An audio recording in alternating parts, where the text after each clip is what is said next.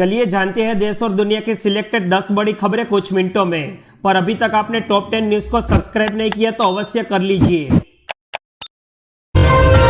मिजोरम में 7 नवंबर को विधानसभा चुनाव होगा। मिजोरम के 40 विधानसभा सीटों पर सभी पार्टियों के उम्मीदवार द्वारा दाखिल किए गए 176 नामांकन पत्रों में से 173 जांच के दौरान वैध पाए गए। 176 उम्मीदवारों में से 16 महिलाएं शामिल है।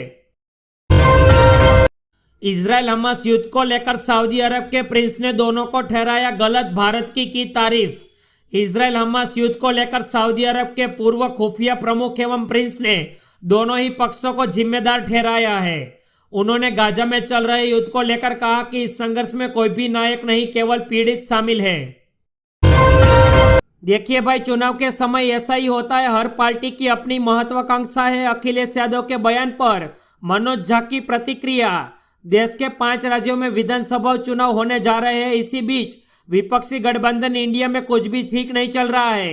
समाजवादी पार्टी के मुखिया अखिलेश यादव ने बीते दिनों कांग्रेस पर जबरदस्त हमला बोला था।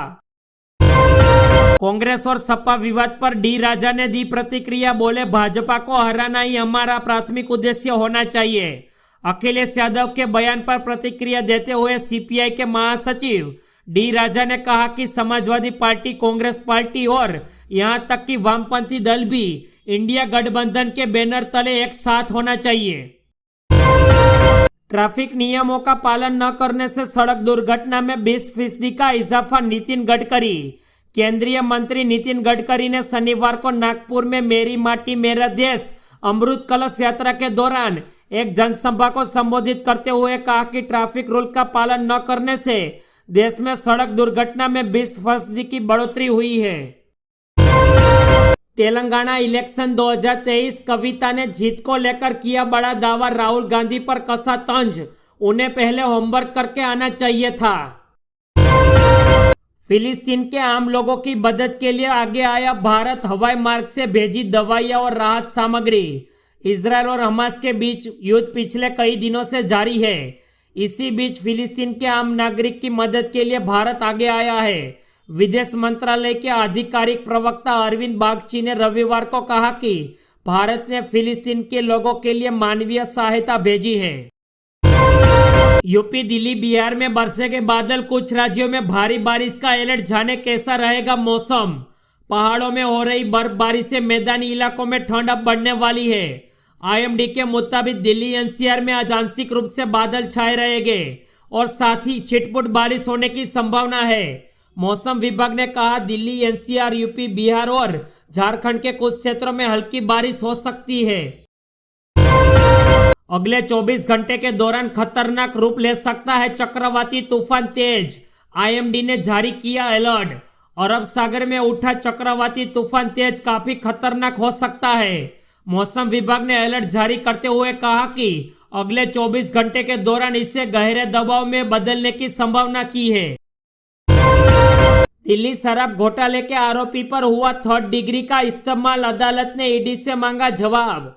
दिल्ली हाईकोर्ट ने राष्ट्रीय राजधानी कथित शराब घोटाले से जुड़ी मनी लॉन्ड्रिंग केस में हैदराबाद के व्यवसायी अरुण रामचंद्र की गिरफ्तारी और रिमांड को मंजूरी देने वाली याचिका पर ईडी ने तलब जारी कर दिया है। दिल्ली की हवा में तेजी से घुल रहा है जौहर, लागू करना पड़ गया ग्रेप का दूसरा फेज। दरअसल पिछले कुछ सालों में दिल्ली एनसीआर के लोग सर्दी के दौरान वायु प्रदूषण का बेहद गंभीर खतरा झेल रहे हैं। इसी बीच पार्किंग शुल्क में बढ़ोतरी और सीएनजी एवं इलेक्ट्रिक बसों एवं मेट्रो सेवाओं को बढ़ावा देने जैसे कदम उठाए जा सकते हैं। ग्वालियर से भाजपा ने मुन्नालाल गोयल का काटा टिकट, कमलनाथ सरकार गिराने में थी अहम भूमिका। भारतीय जनता पार्टी ने बीती रात मध्य प्रदेश में अपने बाकी बचे हुए प्रत्याशियों की लिस्ट जारी की है। इस लिस्ट के जारी होने के बाद ही कई जगह विवाद और बवाल देखने को मिला है। छत्तीसगढ़ चुनाव के लिए चेहरे तय, बीजेपी ने कांग्रेस उम्मीदवारों पर लगाए आरोप। छत्तीसगढ़ में अगले महीने 2 चरणों में विधानसभा चुनाव के लिए वोट डाले जाएंगे। छत्तीसगढ़ की कुल 90 विधानसभा सीटों पर 7 और 17 नवंबर को मत होगा।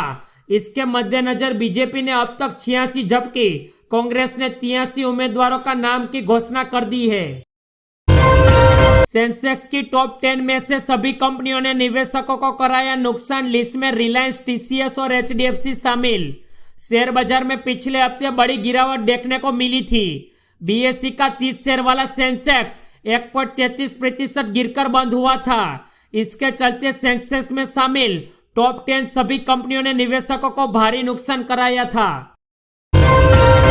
सोने के दाम में रिकॉर्ड तेजी। नवरात्र में ही 3 महीने के शिखर पर पहुंच गया भाव। छाने लेटेस्ट रेट।